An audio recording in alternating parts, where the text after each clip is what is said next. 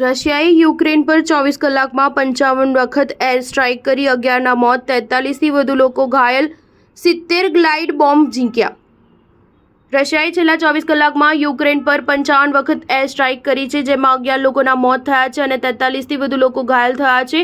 Russian agency RIA મુજબ Russian સેનાએ યુક્રેનના અલગ અલગ સ્થળો પર 6 રેકેટ અને 70થી વધુ ગ્લાઇડ બોમ્બથી હુમલો કર્યો છે. યુક્રેનના અધિકારીઓના જણાવ્યા અનુસાર રશિયન સેના આખી રાત વચ્ચે હુમલાઓ કરી રહી હતી. તેઓએ ઉત્તરી યુક્રેનમાં પાવર પ્લાન્ટ પર હુમલો કર્યો, જેનાથી 1 લાખથી વધુ લોકો લાઇટ વગર રહેવા મજબૂર બન્યા છે. અધિકારીઓના જણાવ્યા અનુસાર રશિયન હુમલાઓ વચ્ચે લાઇટને ફરીથી ચાલુ કરવી મુશ્કેલ બની રહી છે.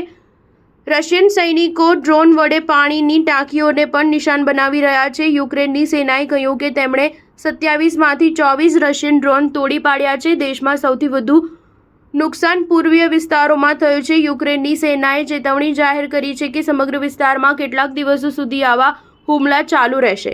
યુક્રેનિયન જનરલ સ્ટાફે જણાવ્યું હતું કે શનિવારે યુક્રેનિયન અને રશિયન સેનાઓ વચ્ચે 45 વખત સામસામે અથડામણ થઈ હતી. 24 ફેબ્રુઆરી 2022ના રોજ રશિયા યુક્રેન યુદ્ધ શરૂ થયાને 2 વર્ષથી વધુ સમય વીતી ગયો છે.